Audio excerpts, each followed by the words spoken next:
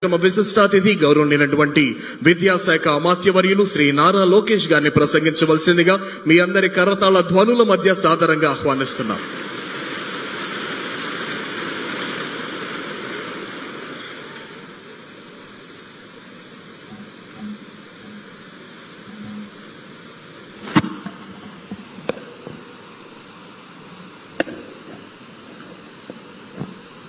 Honourable speaker Ayyanna Patrudu గారికి, గౌరవ ముఖ్యమంత్రి నారా చంద్రబాబు నాయుడు గారికి, చీఫ్ సెక్రటరీ విజయానంద్ గారికి, సహచార మంత్రివర్యులు, ఎమ్మెల్యేలు, అధికారులందరికీ నా హృదయపూర్వక నమస్కారాలు. ఈరోజు నాకు చాలా ఆనందంగా ఉంది. ఎందుకంటే 175 నియోజకవర్గాల్లో సుమారుగా 7 లక్షల మందితో మీరందరూ పోటీపడి ఒక పక్కన ఎస్సే రైటింగ్, ఎలక్యూషన్, క్విజెస్ లో పాల్గొని నంబర్ 1 స్థానం సాధించి మీరందరూ ఇక్కడికి వచ్చి ఈ మాక్ అసెంబ్లీలో పాల్గొంటే నిజంగానే నాకు చాలా చాలా ఆనందంగా ఉంది.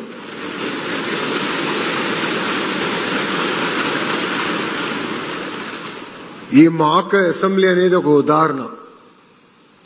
అంటే మన మనసులో ఒకటి సాధించాలి అనుకున్నప్పుడు దాని వెనకాల ఎంత కష్టం ఉంటుంది. ఇక్కడ ఈ వేదిక మీద పెద్దలందరినీ కన్విన్స్ చేసాల్సి వచ్చింది. నా ఆలోచన అయితే శాసనసభలోనే పెట్టాలని గౌరవ స్పీకర్ గారితో కూడా నేను అనేక సార్లు చర్చించాను.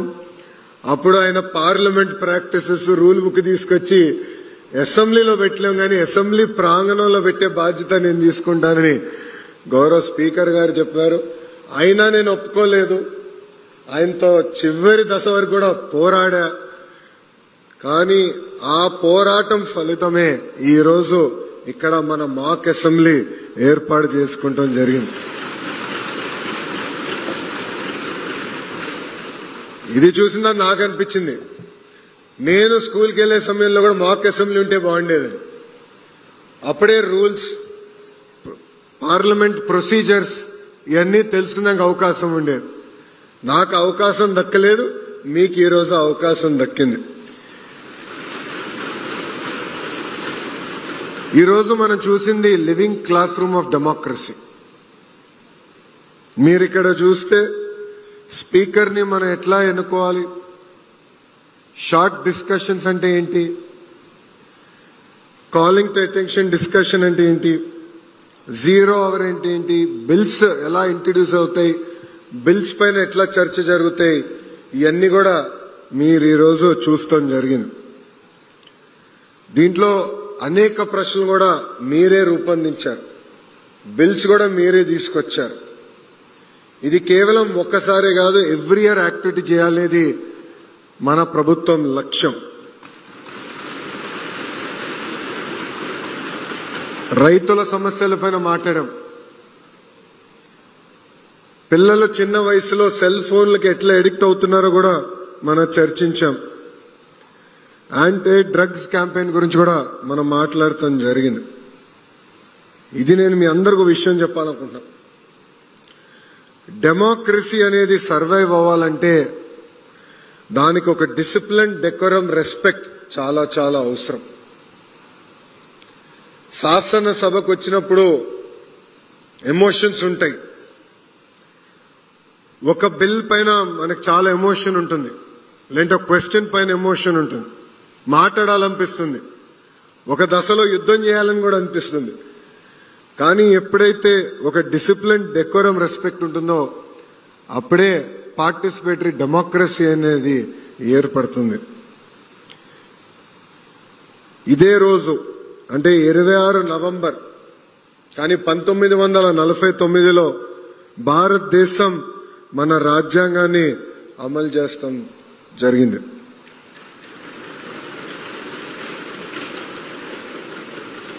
ఎంతో చర్చలు జరిగినాయి, ఎంతో మంది కృషితో మన రాజ్యాంగం మనం ఏర్పాటు చేసుకున్నాం. ఇప్పుడే పెద్దలు చీఫ్ సెక్రటరీ విజయానంద్ సార్ చెప్పినట్లు కేవలం మనం మన ప్రాథమిక హక్కుల గురించి కాదు, ప్రాథమిక బాధ్యతల గురించి కూడా తెలుసుకోవాల్సిన అవసరం మనందరి పైన ఉంది. రాజ్యాంగం అనేది కేవలం మన రైట్స్ లాస్ గురించి కాదు, కానీ మన వాల్యూస్ కరేజ్ గురించి, కలెక్టివ్ రెస్పాన్సిబిలిటీ గురించి కూడా మనందరం ఆలోచించాల్సిన అవసరం ఉంది. రాజ్యాంగం అని చెప్పేది ఒకటే, ప్రతి వ్యక్తి వాయిస్ చాలా ఇంపార్టెంట్. ప్రతి వ్యక్తి అడుగుతున్న ప్రశ్న అనేది చాలా కీలకమైనది. And every citizen matters. ఇది మనందరం గుర్తుపెట్టుకోవాల్సిన అవసరం ఉంది. ఈరోజు శాసనసభ అంటే మాక్ అసెంబ్లీలో మీ వాయిస్ మేము అందరం విన్నాం. పైన గౌరవ మంత్రులందరూ కూడా చర్చించారు. మీరందరూ చూసుంటారు, మేమందరం ఆడుకుంటూ ఉన్నాం.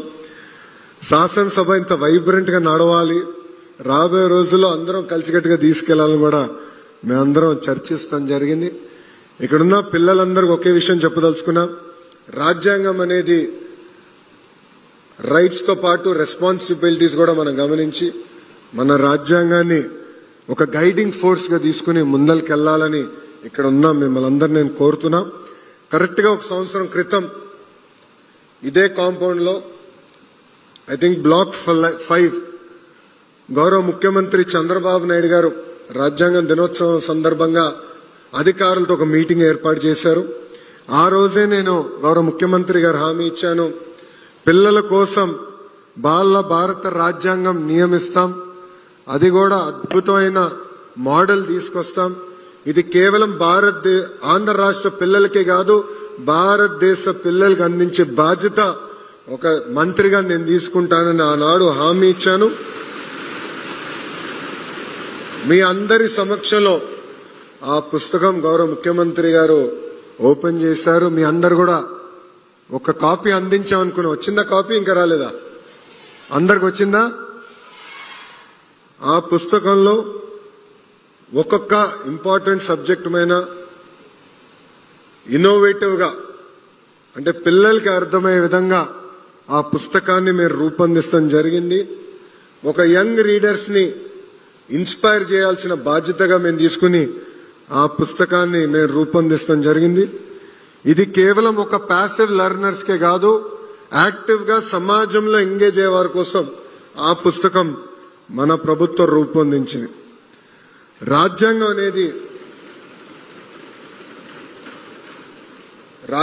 అనేది భారతదేశాన్ని ఒక సోల్ లాంటిది. అందుకే ఆ పుస్తకంలో ఇన్స్పైరింగ్ టేల్స్ అంటే మహాత్మా గాంధీ గారి గురించి, బాబాసాహెబ్ అంబేద్కర్ గారి గురించి, నెహ్రూ గారి గురించి, సర్దార్ వల్లభాయ్ పటేల్ గారి గురించి, మౌలానా ఆజాద్ గారి గురించి, ఇట్లా అనేక మంది మహనీయుల గురించి కూడా మేము ఆ పుస్తకంలో రూపొందిస్తాం జరిగింది. నేను ఈ కార్యక్రమం రూపొందించిన తర్వాత మంగళగిరికి చెందిన కనక పుట్లమ్మ గారిని, ఎక్కడున్నావు తల్లి?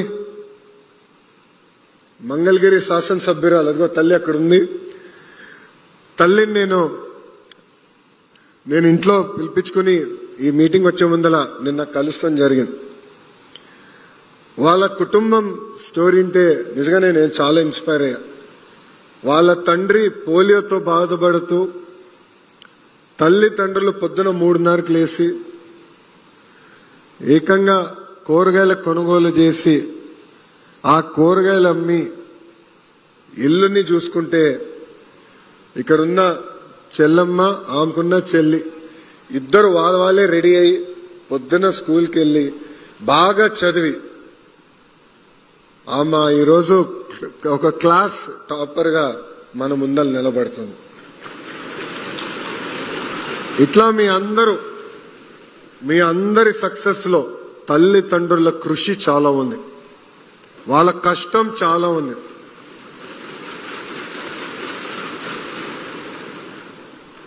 మొన్న చాగంటి కోటేశ్వరరావు గారితో నైతిక విలువలపైన ఒక సమావేశం ఏర్పాటు చేసుకున్నాం. ఆ సమావేశంలో చాగంటి కోటేశ్వరరావు గారు మంచి మాట చెప్పారు. అది నిన్న గౌరవ ముఖ్యమంత్రి గారు నాకు గుర్తు కూడా చేశారు. ఆ మాట ఏంటంటే, మనం తీసుకోబోయే నిర్ణయం ఒక్కసారి ఆలోచించి ఇది మన తల్లికి చెప్పగలుగుతామా చెప్పలేమా? చెప్పలేకపోతే ఆ నిర్ణయం మనం తీసుకోకూడదు, చెప్పగలితే ఆ నిర్ణయం తీసుకోవాలని చాలా సింపుల్ గా చెప్పారు. ఇది మీ అందరికి ఎందుకు చెప్తున్నానంటే ఇక్కడ మీరందరూ ప్రయోజకులుగా మారుతారు. భవిష్యత్తు మన చేతిలో ఉంటుంది. గౌరవ ప్రధానమంత్రి శ్రీ నరేంద్ర మోడీ గారు వికసిత్ భారత్ అంటే 2047కి భారతదేశం ఒక డెవలప్డ్ దేశంగా తయారు చేయాలని మనందరికీ పిలిపించారు. ఇది కేవలం ప్రజాప్రతినిధులు ఐఏఎస్ అధికారులతోనే సాధ్యం కాదు. ప్రజలందరం మనం భాగస్వామ్యం అవ్వాలి, మీరందరూ భాగస్వామ్యం అవ్వాలి.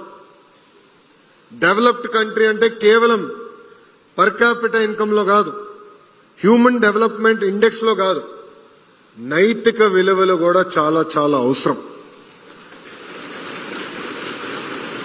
అందుకే గౌరవ ముఖ్యమంత్రి గారు చాగంటి కోటేశ్వరరావు గారిని క్యాబినెట్ ర్యాంక్ ఇచ్చి సలహాదారుగా నియమించారు. కానీ చాగంటి కోటేశ్వరరావు గారి గొప్పతనం ఏంటో తెలుసా? క్యాబినెట్ ర్యాంక్ అంటే ఒక ప్రభుత్వ వాహనం ఉంటుంది, ప్రభుత్వమే petrol bill, phone bill, travel కి అంటే గవర్నమెంట్ రిలేటెడ్ ట్రావెల్స్ చేస్తే ప్రభుత్వమే బిల్స్ చెల్లిస్తుంది. ఆయన అది యాక్సెప్ట్ చేయలేదు. నాకు ₹1 అవసరం లేదు, ప్రభుత్వం ఇచ్చిన బాధ్యత నా డబ్బులు నేను ఖర్చు పెట్టుకుని నిర్వహిస్తానని చాగంటి కోటేశ్వరరావు గారు చేశారు. ఇవన్నీ మీకు ఎందుకు చెప్తున్నానంటే నైతిక విలువలు అనేది చాలా చాలా అవసరం. మీరందరూ రాబోయే తరం, మీ అందరి కోసం మేము అహర్నిశలు కష్టపడుతున్నాం. మీరు చూస్తే ప్రజాప్రభుత్వం వచ్చిన తర్వాత 1 క్లాస్ 1 టీచర్, ఇక్కడ చాలా మంది పిల్లలు తెలుసు, ప్రాథమిక పాఠశాలలో 1st class to 5th class కొన్ని స్కూల్స్ లో ఒకే టీచర్ ఉంటారు. ఇప్పుడు కూడా ఉన్నారు, అన్ని సమస్యలు పరిష్కరించే ఉన్నారు. కానీ కనీసం 9600 పాఠశాలలో 1 క్లాస్ 1 టీచర్ మేము తీసుకొచ్చాం. మీరు చూశారు, మెగా పేరెంట్ టీచర్ మీటింగ్ కూడా ఏర్పాటు చేశాం. ఎందుకంటే మీరు ఉపాధ్యాయులు తల్లిదండ్రుల అనుసంధానం అవ్వాల్సిన అవసరం ఉంది. నేను మళ్ళీ రిపీట్ చేస్తున్నా, ఇక్కడున్న పిల్లలు, ఉపాధ్యాయులు తల్లిదండ్రుల అనుసంధానం అవ్వాల్సిన అవసరం ఉంది. ప్రభుత్వం చేయాల్సిన బాధ్యత మేము నెరవేర్చాల్సిన బాధ్యత మేము చేస్తాం, ఎలాంటి సందేహం లేదు. కానీ మనం ప్రయోజకులుగా మారాలి. సమాజాన్ని మనం లీడ్ చేయాలంటే తల్లిదండ్రుల బాధ్యత కూడా చాలా ఉంది. ఈరోజు క్రమశిక్షణ పట్టుదల నాలో ఉందంటే దానికి కారణం నా తల్లి భువనేశ్వరి గారు. చిన్న వయసు నుంచి మీ తల్లిదండ్రులు మిమ్మల్ని కొడతారు లేదు నాకు తెలియదు, కానీ చిన్నప్పుడు మా అమ్మ నన్ను కొట్టేది. ఒక్క చిన్న తప్పు చేసినా గట్టి కొట్టేది. ఇప్పుడు కూడా ఒక పదం అటు ఇటు తూలినా ఇమ్మీడియట్ గా నాకు మెసేజ్ పెడుతుంది, నువ్వు మాట్లాడి నాకు ఇష్టం లేదు, ఇట్లా నువ్వు మాట్లాడకూడదని ఇప్పుడు కూడా చెప్తాను. సో అందుకే తల్లిదండ్రుల బాధ్యత కూడా ఉంది. అందరినీ మేము అనుసంధానం చేశాం. ఇంతేకాకుండా నేను కూడా కోరేది, ఇక్కడున్న మీ అందరి నుంచి కొన్ని విషయాలు ఉన్నాయి. తెలుగు వాడక భాషల్లో కొన్ని పదాలు ఉంటాయి,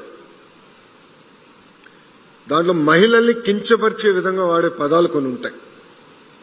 గాజులు తొడుక్కున్నావా, చీర కట్టుకున్నావా, అమ్మాయిలాగా ఏడవద్దు, అమ్మాయిలాగా వివరించదని. దీనికి ఫుల్ స్టాప్ పెట్టాల్సిన బాధ్యత ఇక్కడున్న యువకులందరిపైన ఉంది, మీ పైన ఉంది. ఇంట్లో ఎవరిని అది వాడితే మీరు వాడద్దు, మా మంత్రి గారు చెప్పారు అని చెప్పాల్సిన బాధ్యత మీ పైన ఉంది. వికసిత్ భారత్ మనం సాధించాలంటే మన సమాజంలో మహిళలు మగవాళ్ళు సమానం అనేది నిరూపించాలి, ఆచరణలో తీసుకురావాలి. కేవలం టెక్స్ట్ బుక్స్ లో కాదు, అమలు చేయాలి.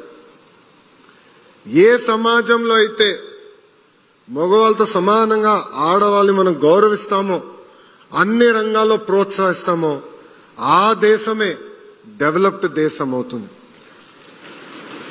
అందుకే ఇక్కడున్న అబ్బాయిలందరూ చెప్తున్నా, అమ్మాయిల్ని కించపరిచే విధంగా మీరు ఎవరన్నా మాట్లాడితే నేనే వస్తా, 2 గట్టి కొడతా. మాకు మొహమాటాలు ఏమీ లేదు ఈ విషయంలో. కించపరిచే విధంగా మనం మాట్లాడకూడదు. మహిళల్ని మనం గౌరవించాలి. ఇది మనందరం ఒక బాధ్యతగా తీసుకోవాలని ఇక్కడ ఉన్న మిమ్మల్ని అందరినీ నేను కోరుతున్నాను. ఈరోజు అద్భుతంగా మీరందరూ చర్చించారు. సుమారుగా 45,000 ప్రభుత్వ పాఠశాలలో ఇది లైవ్ గా మిగతా విద్యార్థులందరూ చూస్తాం జరిగింది. ఇక్కడ రాలేకపోయారు కొంతమంది విద్యార్థులు, ఎందుకంటే మీతో చాలా మంది పోటీ పడ్డారు. వాళ్ళు కూడా ఫస్ట్ ర్యాంక్ వచ్చింది, మీకు తెలుసు వాళ్ళందరూ. కానీ వాళ్ళు రాలేకపోయారు. ఏం పర్వాలేదు, ప్రభుత్వం మెరుగైన అవకాశాలు మీకు కల్పిస్తుంది, ఒక అద్భుతమైన వేదిక మీకు ఏర్పాటు చేస్తుంది. అధైర్యపడాల్సిన అవసరం లేదని ఈ సభాముఖంగా వాళ్ళందరూ కూడా నేను తెలియజేసుకుంటున్నాను. ఇక్కడున్న పిల్లలందరినీ నేను ఒక విషయం కోరాలనుకుంటున్నా. ఎప్పుడైతే మీరు మాట్లాడాలనుకుంటారో క్లారిటీతో మాట్లాడండి. భయం అవసరం లేదు. మీ మనసులో ఒక ప్రశ్న ఉంది, ఆ ప్రశ్నకి సమాధానం రావాలనుకుంటే 1 కాదు 10 కాదు 100 సార్లు అడగాల్సిన బాధ్యత మీ పైన ఉంది. చర్చిద్దాం, కానీ చర్చ అనేది ఫ్యాక్ట్స్ తో చర్చ జరగాలి, ఫ్రస్ట్రేషన్ తో కాదు. అంతేకాకుండా ఎవరైనా అభిప్రాయం మనకు నచ్చకపోతే ఒక రెస్పెక్ట్ తో డిసగ్రీ చేయాలి తప్ప కించపరిచే విధంగా మనందరం మాట్లాడకూడదని ఇక్కడున్న మిమ్మల్ని అందరూ నేను కోరుకుంటూ, నేను ఇక్కడ మాట్లాడడానికి వచ్చే ముందులా మా వాళ్ళు నా కాపీ ఇచ్చారు. ఈ కాపీ నాకు చాలా సెంటిమెంటల్ కాపీ. ఎందుకంటే నేను యోగలం పాదయాత్ర ప్రారంభించినప్పుడు ఈ కాపీ పట్టుకుని నేను నడిచా. ఎందుకు నడిచానంటే వెరీ ఇంట్రెస్టింగ్. ఇక్కడ చాలా నీట్ గా right to freedom, article 19, protection of certain rights regarding freedom of speech. All citizens shall have the right to freedom of speech and expression, to assemble peacefully without arms, to form associations or unions, to move freely throughout the territory of India, to realize and settle in any part of the territory of India, to practice any profession or to carry on any occupation, trade or business. ఎందుకంటే గతంలో నన్ను ఇబ్బంది పెడతారు నాకు తెలిసే ఈ రాజ్యాంగం పట్టుకుని నేను నడిచా. కొంతమంది పోలీస్ సోదరులు ఆపినప్పుడు నేను ఈ రాజ్యాంగం చదివితే ఇదేంటో నాకు తెలియదు, ఎస్పీ గారితో మాట్లాడమని వాళ్ళు చెప్పారు. నాకు ఇదేంటో తెలియదు, నాకు మీరు ఎస్పీ గారితో మాట్లాడుకోండి అని చెప్పారు. ఆ రోజే డిసైడ్ చేశా, నేను విద్యాశాఖ మంత్రి అవుతానో లేదో నాకు తెలియదు, కానీ పిల్లలకి చిన్న వయసులోనే రాజ్యాంగం మనకు కల్పిస్తున్న హక్కులు బాధ్యతల గురించి చెప్పాలని ఆ రోజే నిర్ణయించుకున్నాను. అందుకే ఇప్పుడు కూడా ఈ రాజ్యాంగం పట్టుకుని నేను తిరుగుతున్నానని సభాముఖం తెలుపుకుంటూ, మనందరం కలిసికట్టుగా వికసిత్ భారత్లో భాగస్వామ్యం అవ్వాలి. నా ప్రసంగం ముగించే ముందల మిమ్మల్ని అందరినీ ఒక ప్రశ్న అడగాలంటున్నాను. ఇక్కడ ఎంతమంది డాక్టర్లు అవ్వాలనుకుంటున్నారు? చేతుల పైకెత్తండి. మా విద్యాశాఖ మార్చిలో డాక్టర్ అవ్వాలనుకుంటున్నారు. వెరీ గుడ్, థ్యాంక్ యూ అమ్మా. ఇక్కడ ఎంతమంది ఇంజనీర్లు అవ్వాలనుకుంటున్నారు? ఎంతమంది ఇక్కడ ఐఏఎస్ ఐపీఎస్ ఆఫీసర్లు అవ్వాలనుకుంటున్నారు? అబ్బో, మీరెక్కున్నారు. ఓకే, చేతుల కింద దించారు. ఎంతమంది రాజకీయ నాయకులు అవ్వాలనుకుంటున్నారు? 5గురేనా? 6గురేనా? ఎట్లా? మళ్ళీ వికసిత్ భారత్ ఎలా సాధిస్తో చెప్పండి. రాజకీయాల్లో మీరందరూ భాగస్వామ్యం అవ్వాలి. You have a role to play.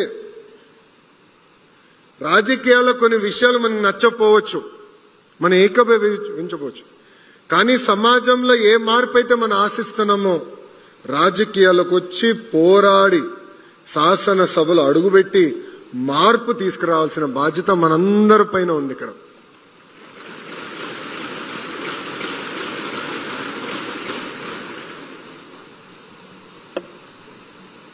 తల్లిదండ్రుల ప్రోత్సాహంతో నేను కార్నిగి మెల్లన్లో చదివా, వరల్డ్ బ్యాంక్ లో 2 సంవత్సరాలు పనిచేశా, స్టాన్ఫర్డ్ MBA చేశా, తిరిగి 5 సంవత్సరాలు హెరిటేజ్ చూసుకున్నా, దాని తర్వాత రాజకీయాల్లోకి వచ్చా.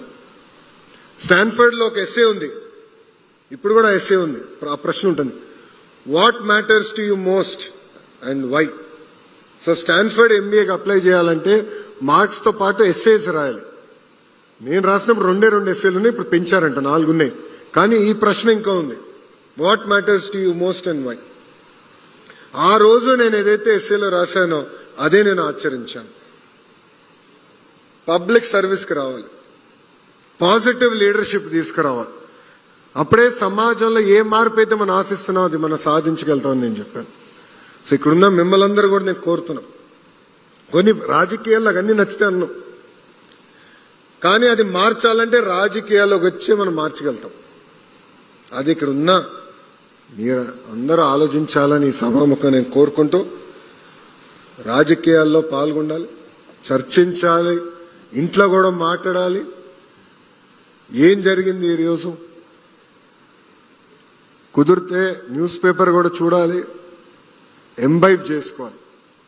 ఏ ప్రొఫెషన్కి వెళ్ళినా, రేపు మీరు ఒక ఐఏఎస్ అధికారి అయినా, ఐపీఎస్ అయినా, ఒక డాక్టర్ అయినా, ఇంజనీర్ అయినా, లేదంటే ఆర్ట్స్ లోకి వెళ్ళినా, ఒక ఆర్కిటెక్ట్ అయినా, ఎనీ ఫీల్డ్, లాయర్ అయినా, ఎనీ ఫీల్డ్,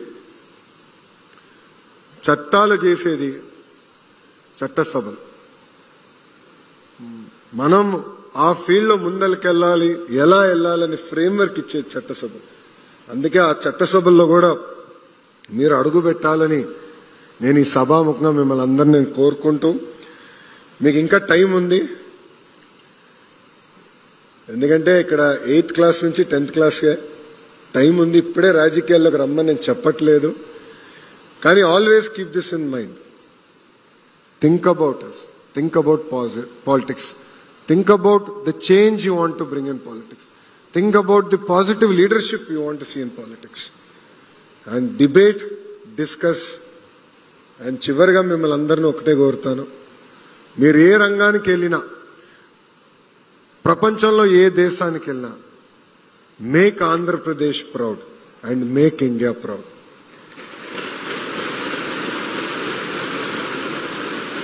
నాకు ఇంత అద్భుతమైన అవకాశం ఇచ్చిన గౌరవ స్పీకర్ అయ్యన్న పాత్రుడు గారికి, గౌరవ ముఖ్యమంత్రి చంద్రబాబు నాయుడు గారికి నా హృదయపూర్వక ధన్యవాదాలు తెలుపుకుంటూ మీ అందరి దగ్గర నుంచి సెలవు తీసుకుంటున్నా.